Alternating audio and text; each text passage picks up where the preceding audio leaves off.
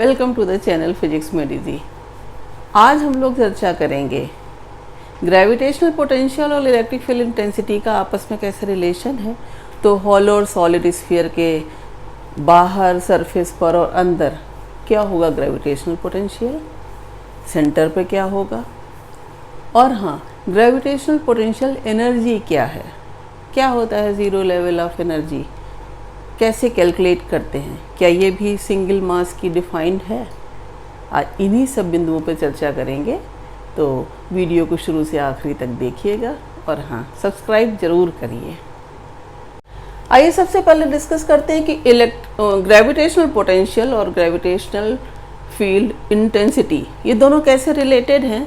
हमें पता है कि अगर कोई मास m है, उस मास m से अगर r डिस्टेंस पर हम देखें तो ग्रेविटेशनल पोटेंशियल का फार्मूला क्या होता है, -gm/r, है ना। और इस पर इंटेंसिटी का फार्मूला क्या होगा, कैसे निकालेंगे, याद रखिए इंटेंसिटी होती है निगेटिव पोटेंशियल ग्रेडियंट। इलेक्ट्रोस्टैट में भी यही चीज़ है। यहाँ पर ग्रेविटेशनल फील्ड इंटेंसिटी है तो हम ये लिखेंगे partial differentiation of potential with distance. हाँ, अगर ये x y z डायरेक्शन में है तो del v by del x, del v by del y, del v by del z, जिस डायरेक्शन में है, क्योंकि पोटेंशियल की तो कोई डायरेक्शन नहीं होती, स्केलर है, और इंटेंसिटी की डायरेक्शन होती है। तो आप इसको ऐसे लिखते हैं। कैसे इसे डिराइव कर सकते हो कि मान लीजिए अगर ये e इंटेंसिटी की डायरेक्शन है, अब इस डायरेक्शन में हम एक पॉइंट मास को यहाँ से यहाँ तक लाते हैं, कितनी डिस्टेंस, सपोज ये r डिस्टेंस है, ठीक। तो अब पॉइंट मास जो है उस पर ग्रेविटेशनल फील्ड की ही डायरेक्शन में तो फोर्स लगेगा me, ये तो होगा Fg ग्रेविटेशनल, और इसके अपोजिट डायरेक्शन में जो एक्सटर्नल एजेंट ला रहा है वर्क करके, वो F एक्सटर्नल फिर कितना फोर्स लगाएगा, -me लगाएगा ना इसके अपोजिट, और उसने कितनी डिस्टेंस ट्रेवल करनी है, r, है ना। तो आपको पता है कि वर्क डन क्या होता है, F इंटू डिस्प्लेसमेंट। यहाँ पर हम क्या लिखेंगे, डिस्प्लेसमेंट और F क्या है, एक दूसरे के अपोजिट। यहाँ पर F एक्सटर्नल जो है वो me के अगेंस्ट जा रहा है, तो ये E के अगेंस्ट लग रहा है, इसलिए यहाँ पर हम क्या लिखेंगे, -me/r लिखेंगे ना। अब आप देख रहे हैं इस इंटीग्रेशन साइन में आपने -me/r ये तो लगा लिया, और आपको पता है कि यहाँ इन दो पॉइंट के नाम मैं डाल दूँ अगर A और B, तो A से B तक अगर हम पॉइंट मास को ला रहे हैं, ठीक है, तो हमने जो F एक्सटर्नल लगाया है उस F एक्सटर्नल को तो हमने -me लिख लिया, फोर्स इंटू डिस्प्लेसमेंट से हमने वर्क डन निकाल लिया, तो वो कितना हो गया, F इंटू डिस्प्लेसमेंट तो -me/r। आपको पता है दोनों पॉइंट के बीच का पोटेंशियल डिफरेंस किसके बराबर होगा, तो VB माइनस VA पीछे हम पढ़ चुके हैं, वो किसके बराबर होता है, W external upon mass. W external upon mass में हम इसे क्या लिख सकते हैं, -E इंटू R, ठीक। तो अब अगर हम इस दोनों पॉइंट के बीच के पोटेंशियल डिफरेंस को VB माइनस VA को डेल्टा V माने, बहुत कम डिस्टेंस पे दोनों पॉइंट हैं, तो इनकी डिस्टेंस को अगर मैं यहाँ लिख दूँ dV और यहाँ लिख दूँ dr, तो ये किसके बराबर हो गया, -E। इससे E की वैल्यू क्या आ गई, -dV/dr। इसी को तो कहते हैं potential gradient. Negative potential gradient होता है ग्रेविटेशनल फील्ड इंटेंसिटी। अगर इलेक्ट्रिसिटी में है तो इलेक्ट्रिक पोटेंशियल होता है, ग्रेविटेशन में तो ग्रेविटेशन पोटेंशियल होता है। इस फॉर्मूले के यूज़ हैं, क्यों बताया मैंने, क्योंकि इसके जो यूज़ हैं वो कैसे, अगर किसी भी पॉइंट पे V दिया है, आपसे E पूछ लेंगे, तो आपको क्या करना है, उस V को डिफरेंशिएट कर देंगे विद रिस्पेक्ट टू डिस्टेंस। अगर आपसे कहा जा रहा है कि अगर किसी पॉइंट पर V की वैल्यू है, मान लीजिए 6/x², और V एट इन्फिनिटी वो है 0, तो आपको बताना है एट x इक्वल टू 2 क्या होगा, E। तो अब आप कैसे निकालोगे, E क्या होता है, -dV/dx, उससे आप यहाँ पे लिखा दोगे कि -dV/dx में x V की वैल्यू क्या है, 6/x², तो ये कितना हो जाएगा, यहाँ पर 6/x² में 1/x² है, और इसकी वैल्यू अगर आप देखते हैं D by d x of 1/x², तो ये x की पावर -2 ही तो है, तो -6 हो गया। ये x की पावर -2 का d बाई डी एक्स कितना हो जाएगा, ये आपको थोड़ा सा इसीलिए डिफरेंशिएशन या मैथमेटिकल फिजिक्स ये सारी चीज़ें पता होनी चाहिए। तो -6 यहाँ पर -2 into x to the power -3 है ना, -2 -1, तो कितना हो जाएगा 12/x³। अब आप x की जगह 2 रख दीजिए। मतलब न्यूमेरिकल बताने का है कि आप कैसे इंटेंसिटी पता लगा सकते हो अगर v दिया है। हाँ, इसका उल्टा भी होता है। अगर आपको दिया है e तो कैसे लगाओगे, e की वैल्यू मान लो दे दिया है 4/x², है ना, फाइंड v एट सर्टेन, वही पॉइंट पर जहाँ पे उन्होंने बता दिया कि एट x इक्वल टू कुछ भी वैल्यू दे दी, मान लीजिए आपको दे दिया 1। तो अब आप कैसे लगाओगे, यहाँ पर तो आपने डिफरेंशिएशन लिया, देखिए डी बाई डी एक्स किया तो डी बाई डी एक्स है 1/x², 1/x² को x की पावर -2 लिख सकते हैं। तो क्या होता है n x to the power n-1। Formula क्या होता है डी बाई डी एक्स का, अगर d by d x of x to the power n है तो इसका फार्मूला होता है n x की पावर n-1। यहाँ पर n है -2 तो -2 x टू द पावर -3, तो 6 2 जा 12 और अपॉन x3। अब आप x की वैल्यू रख के निकाल सकते हो इलेक्ट्रिक फील्ड, ग्रेविटेशनल इंटेंसिटी। यहाँ उल्टा अगर आपको करना है तो अब आप देखते हैं कि इसी रिलेशन से हम क्या लिख सकते हैं कि dv इक्वल टू -EdR लिख सकते हैं। और अब यहाँ पर आपको ये dv इक्वल टू -EdR से v ही तो पता लगाना है, दोनों साइड में क्या करेंगे आप, इंटीग्रेट। बस यही चीज़ें आपको छोटी सी कि यहाँ डिफरेंशिएशन यहाँ इंटीग्रेशन करना है, बाकी आपको मैथ्स यहाँ से बची। अब आप इससे फाइनली आप निकाल सकते हो कि dv कितना होगा, और e की वैल्यू है 4/x², तो -4/x², और यहाँ पर आप लिख सकते हो dx, तो यहाँ पर ये dx हो गया। फिर वही -4 1/x² का इंटीग्रेशन कितना होता है, -1/x, तो कितना हो गया 4/x। इसमें आप x की जो वैल्यू है इससे रख देंगे तो आपको v पता चलेगा। तो कुछ चीज़ें जो न्यूमेरिकल के पॉइंट ऑफ व्यू से e और v का रिलेशन है आपको याद होना चाहिए, ताकि आप उसे यूज़ कैसे करें। अब अगर हमने ये देखा कि जो इंटेंसिटी दी है वो अगर ये डायरेक्शन है, तो हमने जो पॉइंट्स लिए हैं तो पॉइंट माइस को इधर से इधर चलाएंगे या इधर से चलाएंगे इस तरफ, यानी इंटेंसिटी के पैरेलल या एंटी पैरेलल वाला केस तो हम जान गए। अगर ये दी है इंटेंसिटी की डायरेक्शन इस तरीके से, है ना, यूनिफॉर्म इंटेंसिटी। अब आपसे कोई पूछता है कि इस डायरेक्शन में बताओ, मान लो इस से इस पॉइंट के बीच है, P1 से P2 के बीच में कितना होगा पोटेंशियल डिफरेंस। तो अब आपको क्या करना होगा, E की ये डायरेक्शन है, अगर ये थीटा पता है तो इस डायरेक्शन में कितना हो जाएगा, E cos थीटा। तो अब आप कायदे से ये लिख सकते हैं कि Vp2 minus Vp1 equal to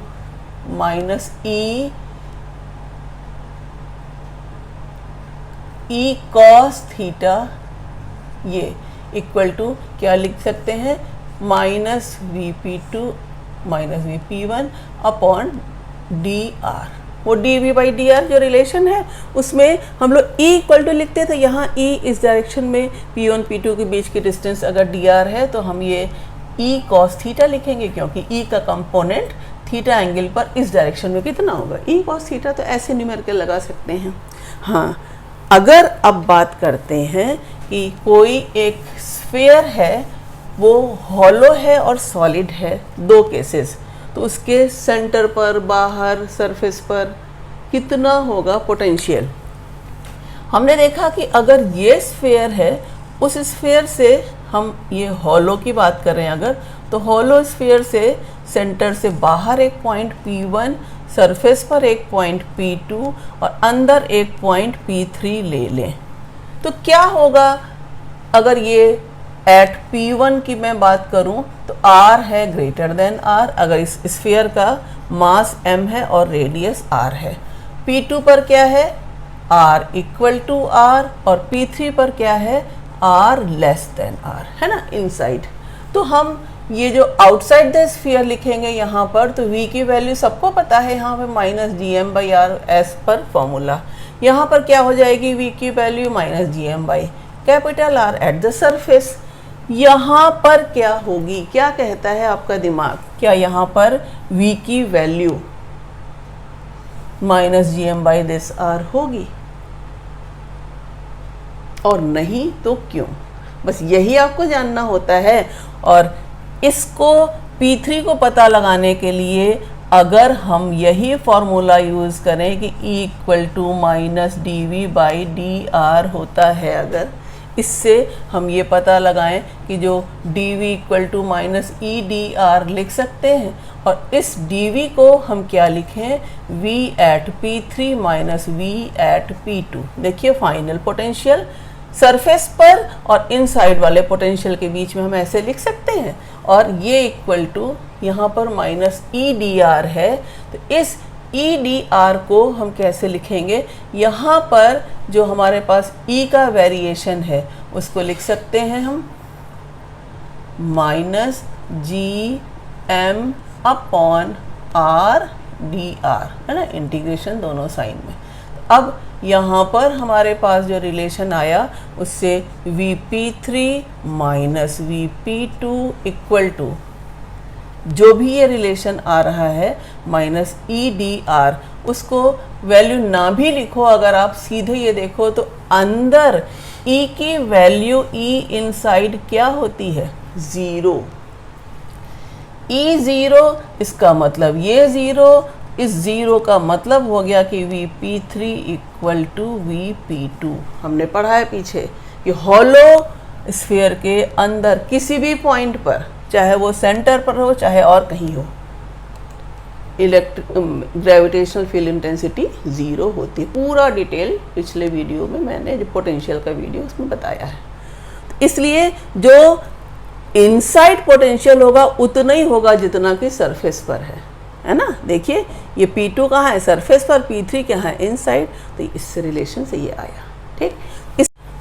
इसका ग्राफिकल वेरिएशन देखें हॉलो स्फीयर के लिए, तो अगर ये हॉलो स्फीयर है r रेडियस का, है ना, सेंटर से ये डिस्टेंस है r, तो ये इनसाइड है, और हम यहाँ से अगर एक y एक्सिस और x एक्सिस बनाते हैं तो ये तो हो गया इसकी रेडियस तक की।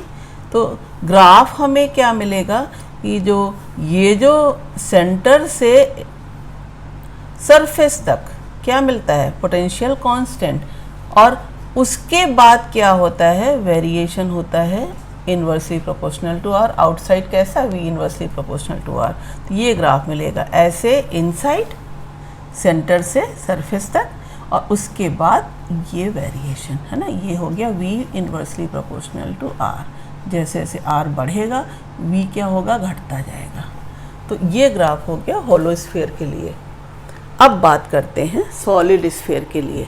अगर यही सॉलिड स्फीयर है तो हम अगर ये मान लें कि P3 जो इनसाइड पॉइंट है उसमें r रेडियस का एक m डैश मान लें उसका मास, तो ये एक सॉलिड पोर्शन अलग होगा जिसकी रेडियस है r। इसकी वजह से क्या, इस पॉइंट, इस स्फीयर की वजह से क्या इंटेंसिटी ऑफ ग्रेविटेशनल फील्ड कितनी होगी, पिछले वीडियो में हम लोग पढ़ चुके हैं कि अगर हम लिखें E = -dv/dr, तो dv = -edr। कहाँ से कहाँ तक ले रहे हैं हम लोग, सरफेस से अंदर तक के लिए। तो सरफेस पर पोटेंशियल V2 है, अंदर V3 है। सरफेस की यहाँ से डिस्टेंस r है और अंदर की स्मॉल r। तो हम पढ़ चुके हैं कि जो E है, इस E का फॉर्मूला होता है -gm/r³ इंटू ये r जो ये अंदर वाली है। ये कैसे आया है, इसका स्फीयर का मास अगर m डैश लें, बाहर का m लें, तो m dash 4/3 pi small r³ into rho, और ये वाला m 4/3 pi capital R³ into rho. उससे आपने ये निकाला है। अब आप यहाँ पर ये V3 - V2 कितना पाओगे, जो ये माइनस ई है और ये माइनस माइनस प्लस हो जाएगा, तो इंटीग्रेशन साइन के अंदर हो जाएगा gm/r³ r dr from the limit r to r। अब आप देख रहे हैं इसमें gm/r³ तो बाहर आ गया, अंदर r dr वही limit r to r। r dr का इंटीग्रेशन क्या हो जाएगा, r to the power 1 + 1 upon 1 + 1 यानी हाफ r²। तो ये हो जाएगा gm/r³, ये कितना हो जाएगा r²/2 और उसकी लिमिट यही r से r। ठीक, क्या हो जाएगा फाइनली, जो हमारे पास V3 माइनस V2 आ रहा है, उसमें से V2 तो माइनस gm/r है, तो वो भी तो हम यहाँ लिख दें। तो V3 इक्वल टू किसके बराबर हो जाएगा, यही gm/r³, और इसको तो हम लोग खोल के वही r की जगह स्मॉल r और कैपिटल R लिखेंगे। तो ये ऐसा लिखेंगे, बोलिए। और ये V3 माइनस V2 इधर आके प्लस V2 हो जाएगा, और V2 की वैल्यू क्या है, दिस माइनस gm/r। थोड़ा सा प्लस माइनस का ध्यान रखिएगा। तो आपके पास ये रिलेशन आया। अब इस पूरे से अगर हम माइनस gm/r³ कॉमन ले लें तो V3 की वैल्यू क्या आ जाएगी, माइनस gm/r³ कॉमन ले लिया, माइनस कर दिया तो ये रिवर्स करके हो जाएगा r² माइनस r²/2 और gm/r, तो क्या हो जाएगा अंदर प्लस r², है ना। gm/r ही तो हमें लेना है यहाँ से, तो अंदर r² करना पड़ेगा क्योंकि यहाँ r³ है। अब ये r² और r²/2 मिलके कितना हो जाएगा, 3r²/2। तो ये रिलेशन बन गया, this is 3r²/2 minus r²/2। ये थोड़ा कॉम्प्लिकेटेड रिलेशन है। ये क्या है, सॉलिड स्फीयर। मैंने अब क्या मान लिया कि ये जो स्फीयर है, अगर ये सॉलिड है तो उसके इनसाइड P3 पॉइंट पर जिसके सेंटर से डिस्टेंस r है, कितना पोटेंशियल हुआ, और हाँ सेंटर पे कितना होगा। तो क्या करेंगे, एट द सेंटर क्या हो जाएगा, यही स्मॉल r कितना हो जाएगा, 0। तो V3 किसके बराबर आ जाएगा, माइनस gm/r³ इंटू 3r²/2 कितना हो जाएगा, 3/2 माइनस में gm/r होगा ना। देखिए gm/r² से r³ कैंसिल होगा। क्वेश्चन पूछा जाता है कि prove that at the surface यानी कि यही Vp2 वो कितना है, माइनस gm/r। तो एट द सरफेस जो gm/r है उसका 3/2 टाइम्स पोटेंशियल है एट द सेंटर। तो देखिए ना, आपके सामने है ना दोनों, ये भी क्वेश्चन पूछा जाता है। हाँ, ग्राफिकल वेरिएशन इसका कैसे होगा। अब अगर हम देखते हैं तो ग्राफ के लिए हम अगर मान लें कि ये एक सॉलिड स्फीयर है, और सॉलिड स्फीयर के लिए हम यहाँ से इतना पोर्शन तो ये मान गए कि उसके हम अंदर हैं r रेडियस का, तो ये हो गया r रेडियस का। और यहाँ पर हमने देखा है कि अगर उसका ये जो है वो पॉइंट मान लिया हमने कि उसका सेंटर है, और सेंटर से अगर आप देखते हैं कि सरफेस पर, तो आप सेंटर पे तो उसका V एट सेंटर वो कितना आ रहा है, V यहाँ पर मैं लिख दूँ, अगर V एट सेंटर ये VC है तो आप ये माइनस 3/2 gm/r है, और सरफेस पर कितना है, माइनस gm/r। तो आपके पास जो ग्राफ है, अगर मैं उसको यहाँ से शुरू करूँ सेंटर से और सरफेस तक, ये मान लिया कोई पॉइंट है सरफेस का, तो आप सेंटर से सरफेस तक उसका वेरिएशन कैसे दिखाते हो, ऐसे।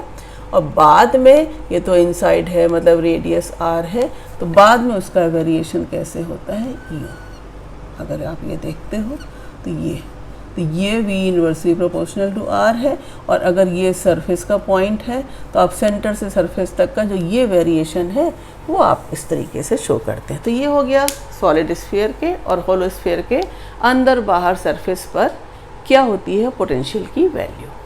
आइए अब देखते हैं क्वेश्चन, जिसमें at a point P 10,000 kilometre from the centre of earth the gravitational field intensity is this much 4.80 Newton पर kg। What will be gravitational potential at that point, कैसे लगाएंगे इस क्वेश्चन को। यहाँ पर अर्थ ये है, इसके सेंटर से पॉइंट P लिया गया 10⁴ किलोमीटर पर, वहाँ E की वैल्यू लिखिए 4.8। आपको पता है V ग्रेविटेशनल पोटेंशियल क्या फार्मूला होता है, V = -gm/r, है ना। और E का फार्मूला क्या होता है, gm/r²। अगर हम इन दोनों को डिवाइड कर दें तो हमारे पास R की वैल्यू किसके बराबर आ जाएगी, V/E। इससे हमारे पास V की वैल्यू किसके बराबर हो जाएगी, E × R। और ये V किस में आ जाएगा, -4.8 × 10⁻, R की वैल्यू कितनी हो जाएगी, 10⁴ किलोमीटर इंटू मीटर यानी 1000, दैट इज़ 10⁷।